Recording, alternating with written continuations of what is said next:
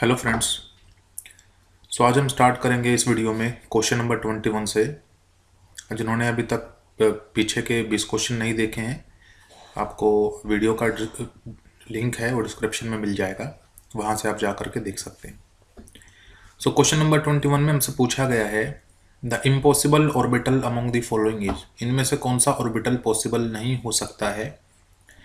तो आपको ये बात याद रखनी है कि हमेशा जो n की वैल्यू है वो ग्रेटर होनी चाहिए l से। ठीक है, n की वैल्यू अगर ग्रेटर है l से तो वो ऑर्बिटल एग्जिस्ट करता है, अदरवाइज नहीं। l की वैल्यू अगर हम बात करें s सब शेल के लिए तो ज़ीरो होती है। l की वैल्यू s सब शेल के लिए ज़ीरो होती है, p के लिए 1 होती है, d के लिए 2 होती है और f के लिए 3 होती है। ठीक है, तो अगर आप हम फर्स्ट ऑप्शन में देखें तो हमें ऑर्बिटल दिया गया है 2s। 2s में n की वैल्यू 2 है और s के लिए l की वैल्यू 0 होती है, यानी हम देख पा रहे हैं कि n की वैल्यू ग्रेटर है 0 से, यानी ये ऑर्बिटल एग्जिस्ट करेगा। सेकंड वाले ऑप्शन में हमें दिया गया 3f, जहां n की वैल्यू 3 है और f के लिए जो वैल्यू है वो वैल्यू होती है आप 3। तो जैसा कि पहले बताया गया कि n की वैल्यू हमेशा l से ग्रेटर होनी चाहिए, लेकिन यहाँ तो n और l एक दूसरे के इक्वल आ गए, सो ये ऑर्बिटल आपका पॉसिबल नहीं होगा। सो ऑप्शन जो 2 है वो आपका राइट आंसर होगा।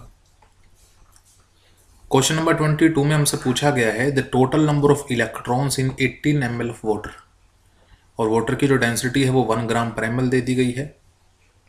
इट मीन्स हम 18 ml वाटर को 18 ग्राम के इक्वल लिख सकते हैं, और जैसा कि हमें पता है कि 18 ग्राम जो है वो वाटर का मोलर मास है। 18 gram is molar mass of water, ये मोलर मास है वाटर का। ठीक है, और किसी भी सब्सटेंस के मोलर मास में, किसी भी सब्सटेंस के मोलर मास में, जैसे वाटर के 18 ग्राम में उसके हमें एवोगाड्रो नंबर ऑफ मॉलिक्यूल्स मिलेंगे। सो 6.022 10⁻23 हमें मॉलिक्यूल्स मिलेंगे, लेकिन उसने हमसे मॉलिक्यूल्स नहीं पूछा है, उसने हमसे पूछा इलेक्ट्रॉन कितने होंगे। तो आप पता लगा लें कि एक मॉलिक्यूल में जो इलेक्ट्रॉन्स होते हैं वो कितने हैं।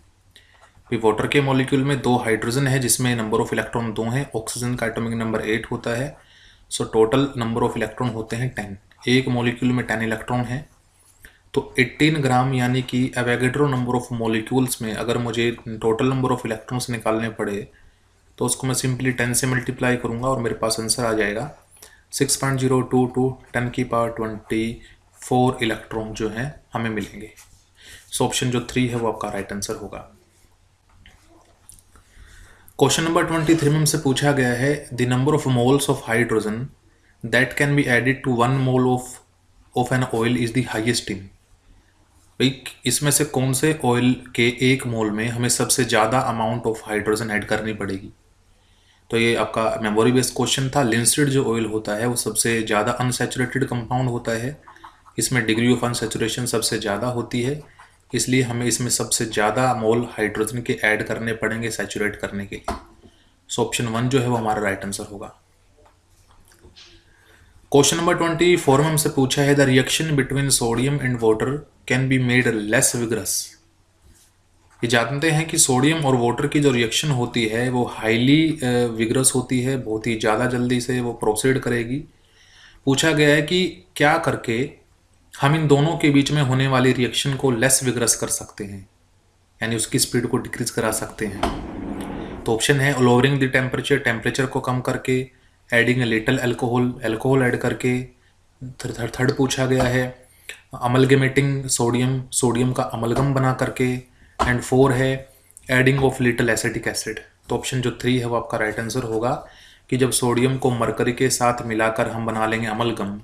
ठीक है, जब हम बना लेंगे अमलगम तो अमलगम की फॉर्मेशन से इसकी जो रिएक्टिविटी है वो डिक्रीज हो जाएगी और वाटर के साथ ये रिएक्शन लेसर स्पीड से कर पाएगा, लेस विग्रसली कर पाएगा। क्वेश्चन नंबर 25 में पूछा गया है ऑल कोलाइडल डिस्पर्जन हैव, ये कोलाइडल डिस्पर्सन्स की क्या प्रॉपर्टी होती है बतानी है हमें। पहली बात तो आप याद रखिएगा कि कोलाइडल सॉल्यूशन जो होते हैं या जो कोलाइडल सॉल्यूशन के अंदर मिलने वाले जो पार्टिकल हैं जिसको बोलते हैं डिस्पर्ज फेज। सो डिस्पर्ज फेज के जो पार्टिकल्स होते हैं उनका मोलर मास हाई होता है, और मोलर मास हाई होने के कारण वो किसी भी कोलिगेटिव प्रॉपर्टी को लेसर शो करते हैं। तो यही हमसे पूछा गया है कि वेरी हाई ऑस्मोटिक प्रेशर होगा, लो ऑस्मोटिक प्रेशर होगा, नो ऑस्मोटिक प्रेशर होगा या हाई ऑस्मोटिक प्रेशर होगा। तो कोलोइडल सॉल्यूशन में डिस्पर्स फेज का मोलर मास अगर हाई है तो वो कोलिगेटिव प्रॉपर्टी लेसर शो करता है। और जैसा कि हमें पता है कोलिगेटिव प्रॉपर्टी 4 होती हैं, जिसमें से ऑस्मोटिक प्रेशर भी एक कोलिगेटिव प्रॉपर्टी है। So colloidal solution less colligative property show करेगा, यानी लो ऑस्मोटिक प्रेशर वो शो करेगा। सो ऑप्शन जो सेकंड है वो हमारा राइट आंसर है। क्वेश्चन नंबर 26 में हमसे पूछा गया है कि सिल्वर आयोडाइड का इस्तेमाल हम आर्टिफिशियल रेन के लिए करते हैं, क्योंकि पूछा गया क्यों हम सिल्वर आयोडाइड का हम इस्तेमाल करते हैं आर्टिफिशियल रेन को प्रोड्यूस करने के लिए। ऑप्शन 1 है is easy to spray at high altitude, ऊंचाई पर इसको छिड़कना आसान होता है, स्प्रे करना आसान होता है। Second is easy to synthesize, इसको प्रिपेयर करना आसान होता है। थर्ड है has crystal structure similar to ice, इसका जो क्रिस्टल स्ट्रक्चर है वो आइस के जैसा है। और फोर्थ पूछा गया है is insoluble in water, water में इनसोल्यूबल है। तो आपको बता दूं कि आर्टिफिशियल रेन को क्रिएट करने के लिए हमें कोई ना कोई न्यूक्लिएशन पॉइंट चाहिए है, ठीक है, हमें कोई ना कोई चाहिए, न्यूक्लिएशन पॉइंट बोलते हैं। न्यूक्लिएशन पॉइंट की हमें ज़रूरत पड़ती है, न्यूक्लियोलेशन पॉइंट की हमें ज़रूरत पड़ती है, जो कि सिंपल एक वाटर की ड्रॉप जो है वो प्रोड्यूस कर सकती है। लेकिन वहाँ वाटर की ड्रॉप तो है नहीं, तो AgI इसलिए छिड़का जाता है क्योंकि इसका जो स्ट्रक्चर है वो बिल्कुल सिमिलर जैसा है। तो वाटर मॉलिक्यूल जो है ईजिली उनको एक न्यूक्लिएशन पॉइंट मिलेगा और उस न्यूक्लिएशन पॉइंट की वजह से वहाँ रेन जो है वो आने लगेगी। सो ऑप्शन जो थर्ड होगा आपका करेक्ट ऑप्शन होगा। क्वेश्चन नंबर 27 में पूछा गया है the equilibrium constant for a reaction is, हम इक्विलिब्रियम कांस्टेंट दे दिया, यानी हमें दे दिया Kc की वैल्यू 0.008, टेम्परेचर हमें दे दिया 298 केल्विन। हमसे पूछा गया the standard free energy change, standard free energy change क्या होगा इसी टेम्परेचर पर, माने 298 केल्विन पर ही हमें स्टैंडर्ड फ्री एनर्जी चेंज यानी डेल्टा जी नोट की वैल्यू निकालनी है।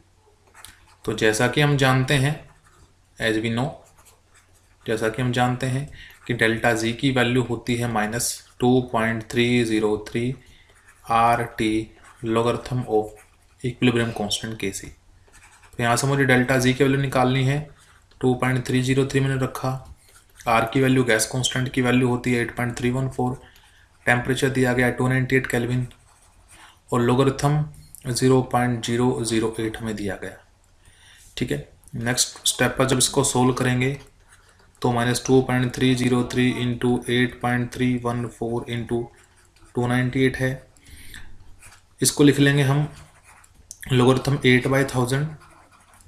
और हमें पता है कि लॉगरिथम में जब कोई नंबर डिवाइड में होते हैं तो सब्ट्रैक्ट में ओपन हो जाएंगे। तो ये 2.303 ये सब कुछ सेम चल रहा है एज इट इज़। यहाँ लिख लेंगे logarithm of 8 minus logarithm of 1000। अब सिंपली हमें एग्जैक्ट आंसर निकालने की ज़रूरत नहीं है, हमें पता है लॉगरिथम 8 की वैल्यू लॉगरिथम 1000 से स्मॉल आएगी। तो किसी स्मॉलर वैल्यू में से किसी लार्ज वैल्यू को सब्ट्रैक्ट करने पर हमें आंसर यहाँ से मिलेगा नेगेटिव। और इस नेगेटिव को अगर मैं इस नेगेटिव के साथ मल्टीप्लाई करूँ तो ये नेगेटिव नेगेटिव मिलके हो जाएंगे पॉजिटिव, जो कि सिर्फ और सिर्फ फर्स्ट ऑप्शन में आपको पॉजिटिव वैल्यू दी गई है, ठीक है। बाकी सब नेगेटिव वैल्यूज है, नेगेटिव आंसर यहाँ से पॉसिबल नहीं है, यहाँ से वैल्यू पॉजिटिव आएगी। सो ऑप्शन 1 जो आपका करेक्ट आंसर होगा। क्वेश्चन नंबर 28 में हमसे पूछा गया है कि पोटेशियम इथाइल जेंथेट का फ्रोथ फ्लोटेशन प्रोसेस में क्या फंक्शन है। ये वाटर को अट्रैक्ट करता है, ये वाटर को रिपेल करता है, ये लाइटर का है या ये हैवियर करता है और को। तो याद रखना है कि जेंथेट जो होते हैं फ्रोथ फ्लोटेशन प्रोसेस में और को वाटर रिपेलेंट बनाने के लिए इस्तेमाल करते हैं। सो ऑप्शन 2 आपका राइट आंसर होगा। क्वेश्चन नंबर 29 में हमसे पूछा गया है कि इन चारों की इलेक्ट्रोनेगेटिविटी को हमें अरेंज करना है। सो सबसे हाईएस्ट इलेक्ट्रोनेगेटिव होता है फ्लोरीन नंबर 1 पर, उसके बाद आता है नंबर 1 ऑक्सीजन नंबर 2 पर, नाइट्रोजन नंबर 3 पर और फॉस्फोरस आएगा नंबर 4 पर। सो ऑप्शन जो 3 है वो आपका करेक्ट होगा। क्वेश्चन नंबर 30 में पूछा गया है ब्यूना एस ब्यूटा 1,3 डाई इन और स्टायरीन से बनने वाली रबड़ जिसको बोलते हैं ब्यूना एस उसकी मैन्युफैक्चरिंग में हम किस एलिमेंट को एज ए कैटलिस्ट के रूप में यूज़ करते हैं। तो आपको याद रखना है सोडियम वहाँ पर एज ए कैटलिस्ट के रूप में इस्तेमाल किया जाता है। क्वेश्चन नंबर 31 में पूछा है इनमें से कौन सी प्रॉपर्टी कोवलेंट कंपाउंड की नहीं है। लो मेल्टिंग पॉइंट, ये प्रॉपर्टी कोवलेंट कंपाउंड रखते हैं। नो डेफिनेट ज्योमेट्री, ये बात गलत है, क्योंकि कोवलेंट कंपाउंड में जो कोवलेंट बॉन्ड होते हैं वो डायरेक्शनल बॉन्ड होते हैं, और डायरेक्शनल बॉन्ड होने के कारण हमें एक स्पेशल ज्योमेट्री देखने को मिलेगी। ठीक है, कोवलेंट बॉन्ड डायरेक्शनल होते हैं, तो डायरेक्शनल होने की वजह से उनकी ज्योमेट्री फिक्स होती है, लेकिन यहाँ पर लिखा गया है कि उनकी ज्योमेट्री फिक्स नहीं होती है, यानी ये बात गलत दी गई है। तो ऑप्शन जो बी है आपका करेक्ट हो। क्वेश्चन नंबर 32 में हमसे पूछा गया है कि volume of 0.1 molar oxalic acid that can be completely oxidized by 20 ml of 0.025 molar KMnO4 solution is। KMnO4 solution 0.025 molar KMnO4 solution के 20 ml के साथ कंप्लीटली ऑक्सीडाइज करने के लिए होने के लिए हमें 0.1 मोलर ऑक्जेलिक एसिड की कितनी वॉल्यूम चाहिए। तो यहाँ हम लगाएंगे लॉ ऑफ इक्विवेलेंस। ठीक है, यहाँ हम लगाएंगे लॉ ऑफ इक्विवेलेंस, और वहाँ से हम जानते हैं N1V1 जो कि हम कैलकुलेट कर रहे हैं यहाँ KMnO4 के लिए, इक्वल टू आएगा N2V2 जो कि है ऑक्जेलिक एसिड के लिए। लेकिन हमें यहाँ मोलरिटी दी गई है, तो नॉर्मलिटी जो होती है वो होती है N1M1V1, यानी अगर हम मोलरिटी को मल्टीप्लाई कर देते हैं N फैक्टर से तो हमारे पास नॉर्मलिटी आ जाती है।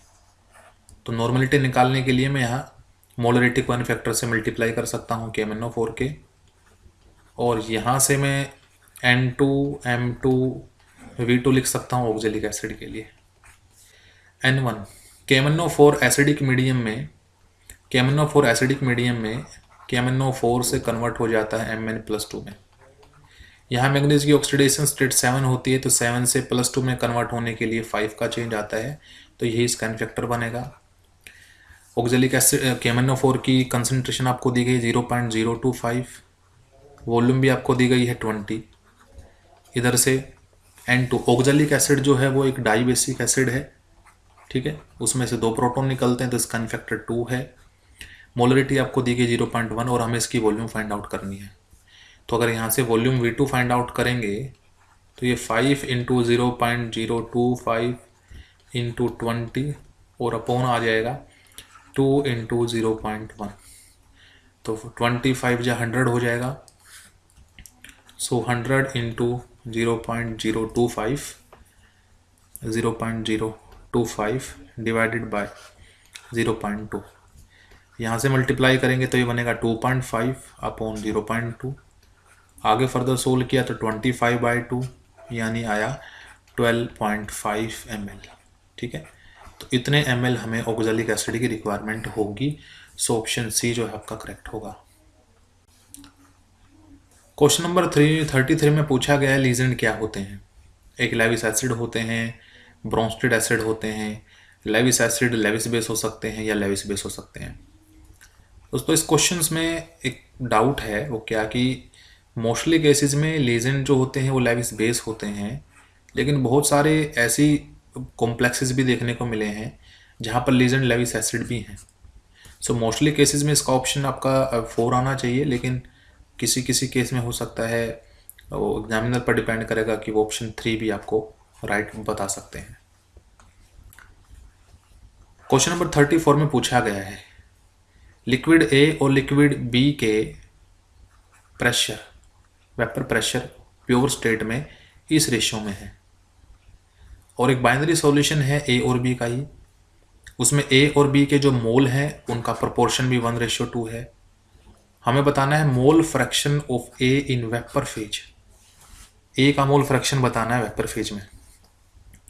तो लिख लेते हैं P0A अपॉन P0B, वो आपको दिए गए 1/2। इधर से mole of A divided by mole of B, वो भी आपको दिए गए 1/2। ठीक है, और हमें निकालना है YA। अब YA कैसे निकलता है, YA निकलेगा PA अपॉन PS, यानी partial pressure of A divided by pressure of whole solution. तो ऐसे हम एक काम करते हैं, हम लिख लेते हैं कि टोटल जो क्वांटिटी है, अगर हम नंबर ऑफ मोल्स की बात करें तो 1/2 दे रखी है। तो यहाँ से हम लिख सकते हैं कि Na equal to Nb equal to, भाई Na जो है मान लेते हैं 1x है और Nb जो है वो 2x है। ठीक है, अब एक काम करते हैं, तो इसको हम जो डिवाइड में दिखा रखा है उसको हटा दें, डिवाइड में नहीं है, लेट कर लिया हमने। ठीक है, क्योंकि रेशियो जो है उनका 1:2 दिया गया था, तो मैंने मान लिया Na की वैल्यू 1x है, Nb की वैल्यू 2x है। यहाँ से क्योंकि मुझे A कंपोनेंट के लिए कैलकुलेट करना है, तो मैं यहाँ से मोल फ्रैक्शन निकालूंगा A का। कैसे निकलेगा? N of A divide by N of A plus N of B। N of A हमारे पास में है x, ये है x प्लस 2x, तो यहाँ से वैल्यू मिली x/3x जो कि आएगा 1/3। और अगर मैं यहाँ से निकाल लूँगा x ऑफ b, तो 1 - 1/3 आ जाएगा आपके पास में 2/3। तो अब हमारे पास x से xb भी आ गया। अब एक काम करते हैं, P0 A P0 B को हम कंसिडर कर लेते हैं। लेट करते हैं P0 A जो है वो भी है आपका 1y, लेट कर लेते हैं 1y है, और P0 B है वो आपका 2y है, क्योंकि वो भी रेशियो में दिए गए हैं। अब मेरे पास XA है, मेरे पास P0 A है, XB भी है, P0 B भी है। तो यहाँ से हम निकालेंगे पहले PA का फॉर्मूला होता है रोल्स लाते हैं P0 A into XA। So P0 A जो दे रखा है वो कितना दे रखा है 1 इंटू वाई, XA की वैल्यू कितनी आई है 1/3, तो ये आ गया 1y/3। इसी टाइप से अगर मैं निकालूंगा PB, तो वो आएगा P0 B into XB। PB की वैल्यू कितनी दी है आपकी? P0 B आपको दिया गया है 2y और XB की वैल्यू आपको मिली है 2/3, तो ये वैल्यू आई आपको 4y/3। मुझे चाहिए PS इक्वल होता है PA प्लस PB के। तो इधर से अगर मैं लिखूंगा y/3, उधर से लिखूंगा 4y/3, तो ये 5y/3। ठीक है, लेकिन हमें एक्चुअली कैलकुलेट क्या करना है YA। तो YA कैलकुलेट करने के लिए तो मुझे चाहिए PA, तो PA मेरे पास आया है y/3। ठीक है, और इधर से PS मेरे पास आया है 5y/3। तो मैं YA निकालूंगा, यानी वेपर फेज में जब निकालूंगा तो मैं PA/PS करूंगा। PA की वैल्यू हमारे पास आई है, PA की वैल्यू क्या आई है हमारे पास? PA की वैल्यू आई है y/3, और इधर से PS की वैल्यू आई है 5y/3। तो 3 से 3 कैंसिल हो गया, y से y कैंसिल हो गया, यहाँ से 1/5। इसको सोल्व करने पर मिलेगा 0.2, यानी वेपर फेज में मोल फ्रैक्शन जो आएगा A का वो 0.2 होगा। सो ऑप्शन जो सेकंड है वो आपका करेक्ट है। क्वेश्चन नंबर 35 में हमसे पूछा गया है इनमें से कौन सी स्टेटमेंट ट्रू है। पूछा total entropy of universe is remain constant, second है total entropy of universe is continuously decreasing, third है total energy of universe is continuously, ये एनर्जी नहीं है, ये एंट्रोपी आएगा, एंट्रोपी।